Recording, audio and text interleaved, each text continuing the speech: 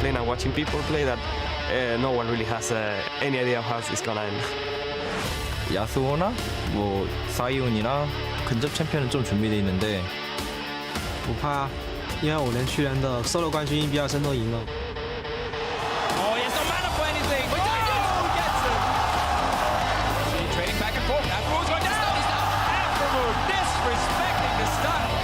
Oh! GPL 的，我看他们的单挑都很强， Oh, he's got Q back up. He got him. He got him. He got him. 所以我觉得应该5-5开吧。 Oh, Europe. Let's go. Ignite. One more. He got it. Mata takes down Faker. Smeb is a great player, but to become the greatest, you have to beat the great. Might get the Q up again. And an auto. solo 赛还是有很多很有意思的东西还没有出来。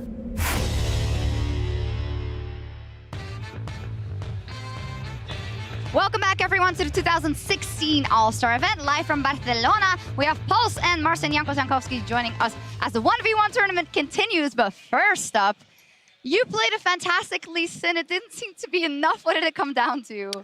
Well, I do believe it's a team game, so no matter how good I play, it's about 5 people, and I do think my team contained a few really good listening players, so you know it's just about fun, and I had a lot of fun. I see how you went from like, it's about the team, I did well, so obviously the rest, well, they also did good, and it's about fun, right? Because I still have to play with them later. But it just got close. But now we're going to talk about the 1v1 tournament. It is a round of 16. As a quick refresher, we all know what is at stake or how you can win a game. You got to get the first tower, you got to get to 100 CS, or you got to kill your opponent. However, guys, we haven't seen any 100 CSs yet. Yeah, or somebody killing a turret. Basically, they get some chips on it, and they're like, this is never going to happen. So people keep going for the blood. But I like that. I think that's really fun to watch. Yeah, it's fun to watch, but there are still champions available who can go for that 100 CS. But before we get to that, looking at some of the matches that we had yesterday, players are starting to evolve. Even in round 1, we saw Bengi actually go for that Tam. Kench played a really smart game, just failed a little bit in terms of execution, but he just played exceptionally well. Now we're getting to round 2, we're starting to see the meta evolve a little bit more. Yeah, we do, and these are the people that made it into the round of 16. xPeke, of course, after beating out Afromu up versus RonOP, who had a bye.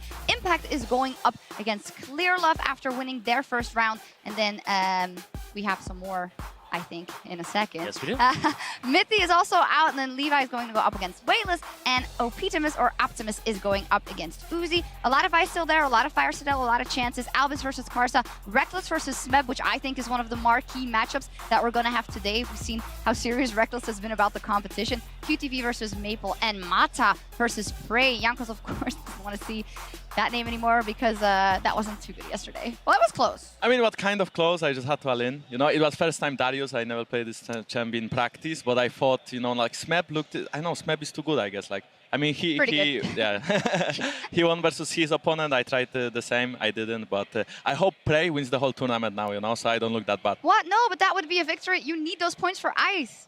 That's true, but I think my honor is more important than... No, what are you talking about? But throw him under the bus. Never mind about the team game.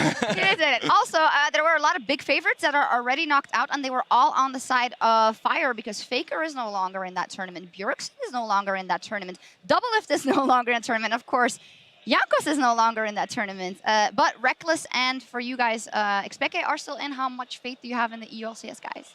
I mean, Reckless is taking it really seriously, so I think he can go very far. Checking the bracket, I think he has the final. I mean, maybe not the final, but at least 2 semis. He should be able to play his to play through, and then we'll see. You know, he's waking up every day like 9 a.m., going gym, playing 1v1 for like 3-4 hours. Like he's really prepared. So what have you been doing the last couple of days? I was preparing some drafts against other teams. Okay, well, we see out in game 1, rather. Very impressive. But now let's turn it over to Dash and Ibai on stage to welcome our first combatants. Hola, ¿qué tal, Barcelona? Bienvenidos al torneo de 1 contra 1. Y en el lado azul... Tiene ojos de sueco, manos de coreano, pero es murciano. Hacho es de Murcia.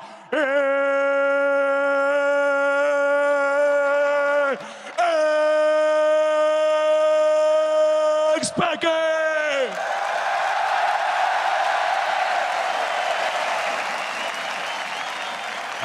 And in the other corner, his opponent. It's the GPL's all-star support. The women love him and the men, they want to play like him. It's RonOP!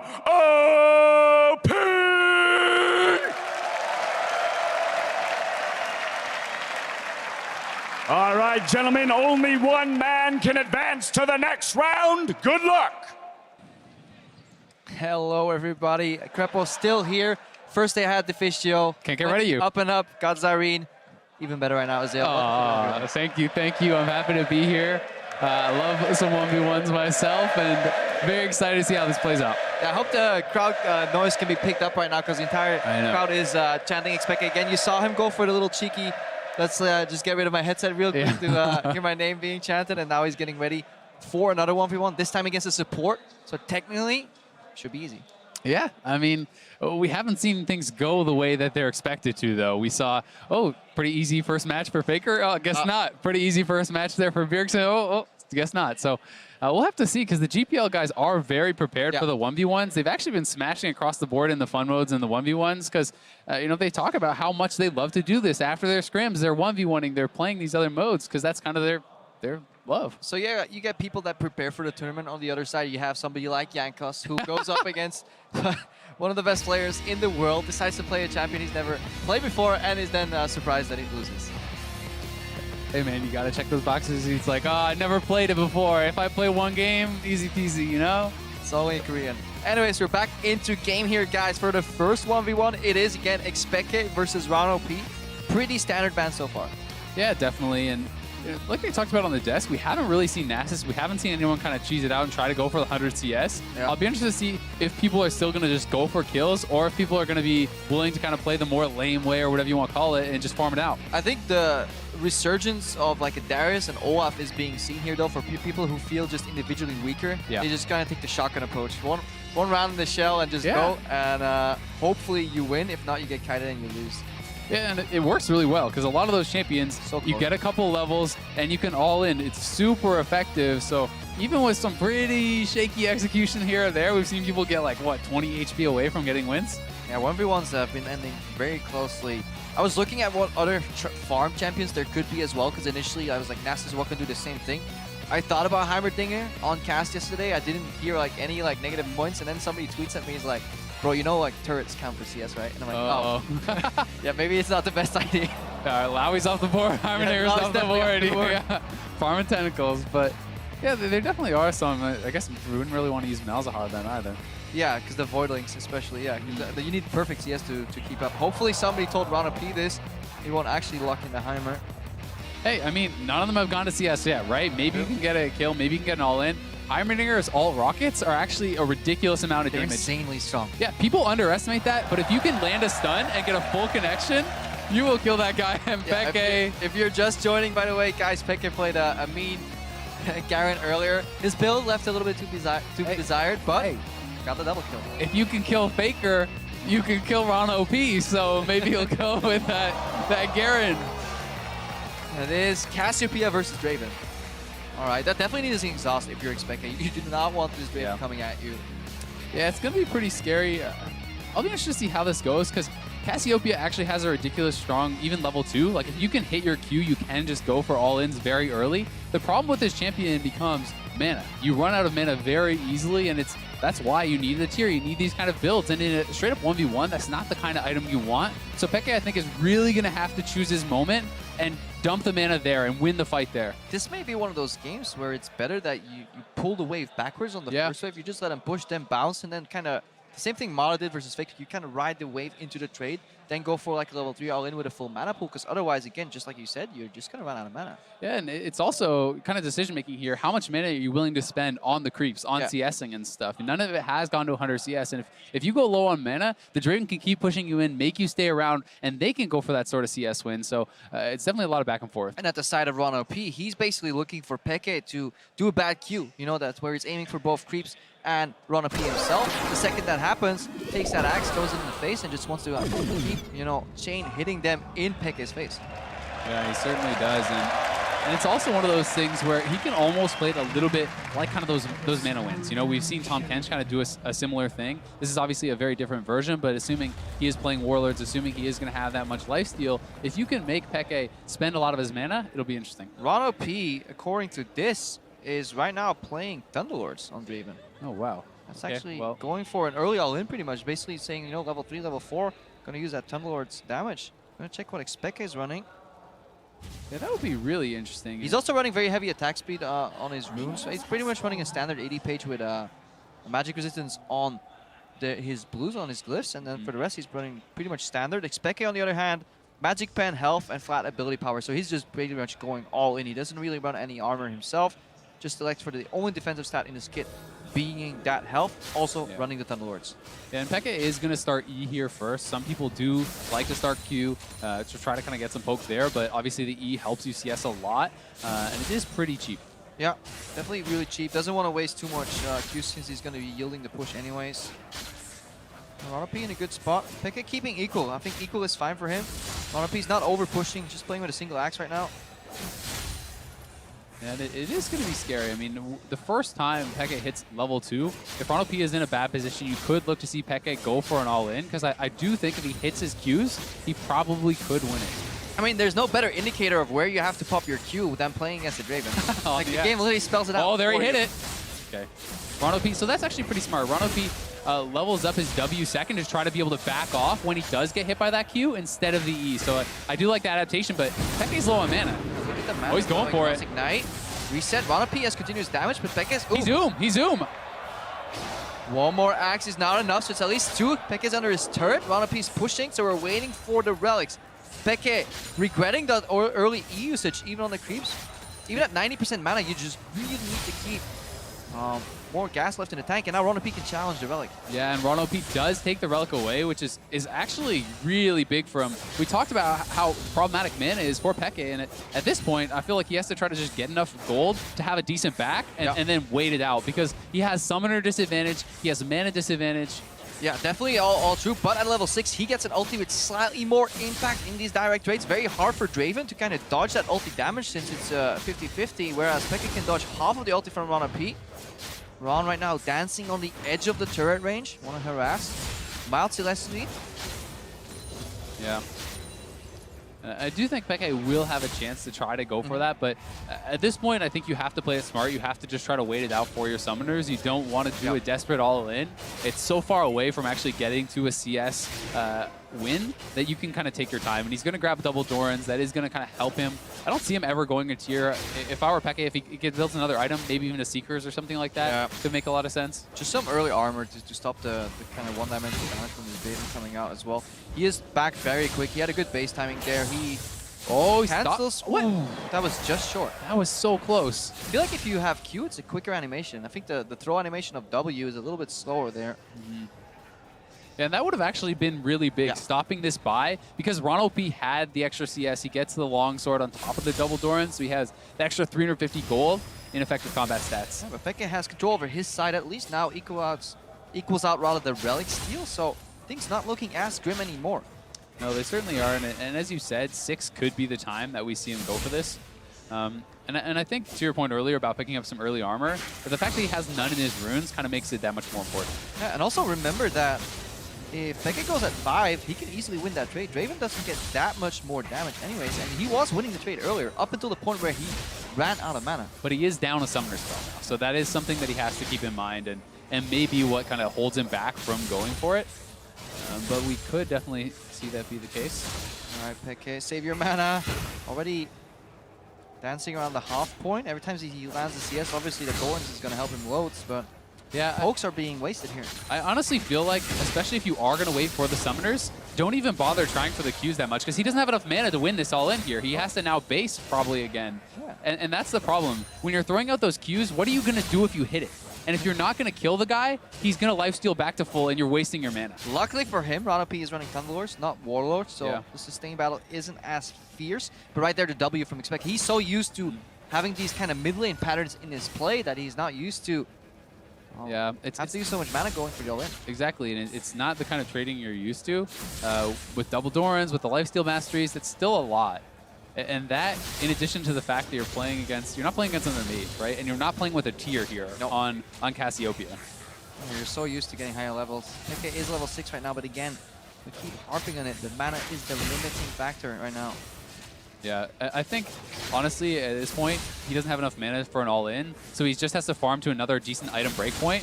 Base, he comes back with his summoners, with his new item, and he looks for that all-in, but we'll see if he disagrees. Yeah, alternatively, he can drop CS while he regens mana and just goes for the all-in. Yeah, that's Draven is pretty squishy, and you know he might just return to base and pick up a null magic. Super efficient early on. Yeah, certainly. And if it goes too long, if he gets a Hex Drinker, that can be pretty devastating for that all-in. But we'll need to see a lot of micro-rating from Ron, because he needs to juke the ulti from xPeke and pick up his axes at the same time, keep them flowing, and dodge the damage, hopefully sidestep a Q. It is so mechanically intensive for a support player. Yeah, and the summoner disadvantage is no longer there. So Peke has everything available. It's just a matter of mana, but this to me tells me he's kind of basing. He's going to base for sure. You don't dump your mana like that if you're not. So he is going to be able to just try to push this out, grab the CS, and he does have a 1,400 gold, so he could go grab a Seekers. He could go for a more aggressive option if he's worried about not having the damage. Oh, that is really good. Max range. These guys, man, they play pro for so long, but they still have that greedy base kind of embedded in their playstyle. Ron right now suffering from being a Draven who's trying to push. Juggling those axes? Yeah. No matter how good you get, you could always still have things to improve on. You can always still have bad tendencies. I mean, I always think it's kind of a fun example to look at Shaq in NBA, how bad he was at free throws, right? This guy is a legend, and he still can't shoot one of the most simple shots in basketball. Yeah, but if you have enough to make up for it. Yeah, it doesn't matter, yeah. See, I might base in the right place, Screpo, but, you know, the rest of it, it leaves a little bit to be desired. Yep. What is your strength? I'm really good at basing. I'm fantastic at basing. I communicate well with pings. Yep. That's all I got. That's all I got. Watch the minimap a lot, especially when I'm dead. Yeah. All right, I think we're about to see action here, because nobody wants to play the CS game. Yeah. That's a good opener now. If you have the mana to spare, opening with W allows you to chain your spells. What do you think about the Catalyst purchase here? This is pretty interesting. So this does give him more sustain, and it gives him some tankiness from the HP and the mana, but he may just look for the all-in here. Yeah, he's going. I think this is the approach of the Catalyst. He knows he'll never finish an all-in, because the Draven will release it. However, now with the Catalyst, every level up, he'll actually have enough mana left to go for the second all-in. And this is actually pretty interesting, because even if he can't all-in RonOP, with enough regen, he can push him back and win on CS. Yes, because he is actually up 5 CS now. And especially, he's actually zoning him off pretty well with the Miasma there. And I think this is actually really intelligent adaptation for Peke, who's kind of saying RonOP is too smart to die to that all-in. But is he? I mean, he has to fight back right now. This is the pressure that is forcing RonOP forward right now, because Peke, with the zone and the kind of the implication of a secondary all-in, is now winning on CS. There's about 24 CS to go before Peke just wins the game on 100. Yeah, and if he forces that all-in, if RonOP has to engage into the cast, it gives you a super easy ultimate, and that's going to be lights out. Yeah, at this point, Ron may just want to base and go for an all-in, because I don't think he has what it takes in his kit to deal. Peke's going low on mana again, though. This may be the crucial fight. Oh, he Peke stuns him. That's it. It's over. Peke low on mana, but just one more auto should be enough. Oh, the E! He got him! Peke in front of the whole crowd. Representing Spain here in Oslos, but it was so close. An additional Q being used on the wave just earlier. It just shows you how important mana is on this Cassiopeia for all-ins. That has to feel so good for Peke. The sold-out crowd all behind him here. That's not a moment you soon forget, and everyone is hoping that this guy keeps going further. I mean, especially in 1v1s. It's kind of tacky when, like, everybody starts cheering your name in a team because you feel kind of bad for your team. But when you're playing a 1v1... Ooh, but do you, though? No, you don't, actually. You love it. But yeah, look right here. It's so low. If there's like a Warlord's Draven here, there's a world where this gets turned around upside down. Yeah. But the second, like, the last E came up, the mana enough, and RonOP knows maybe it was better going Warlords. Yeah, I think the Thunderlords was kind of questionable. I don't really think that it worked out very well. It's like, especially if you're not able to go for a straight-up all-in, what's the point of it? I think that kind of trading your life for Peke's mana with Warlords makes more sense. So much more and you can kind of grind him down that way. Hindsight, though. Hindsight's 2020. Because we weren't as sure about it when we came into the game, because we could have easily made that statement too. It's like, I don't know, man. Yeah. Thunderlords. Yeah, and especially if he was able to kill Peke early on when Peke oomed with the extra Thunderlords or something. You know, you never know. It's hard to see, and we talk about how much these guys actually play the 1v1s, so maybe he's actually experimented with it. Yeah, but it does confirm that actually sustain is a concept that needs more insights and research. Yeah. But the Catalyst kind of came out of left field. Usually you always think about 1v1, what do we want? Like raw stats, raw power in a single exchange. But xPeke took a different approach, went for more sustain and said, you know what, I'm going to win small trades on my terms, put you away from the wave, and then zone, as you were pointing out, under turret, RonOP was dropping so much CS. Yeah, and I think that's one of the really cool things about 1v1s, because there is so much flexibility. You don't have to play a standard way. You can kind of suit it to your playstyle. Pick the right champion, pick the right rune and mastery setup to fit that strategy. If you're bad, you play Darius and all out. If you have mechanics, you play 80 carries, and if you're just and you take Ghost against Renekton. Yeah. If you're really bad and you like Eyeliner, you play Ghost against Renekton. Yeah. Hopefully no more of that today. No more Ghost Renekton? No more Ghost versus Renekton, and hopefully no more Quickshot. You know what would be the ultimate, though, is we get all the way to the finals, and they recreate that 1v1. The second is actually a best of 3 extended over the days. Anyways, guys, that's enough from us. So let's go back to stage. Ibai is ready to announce the next players.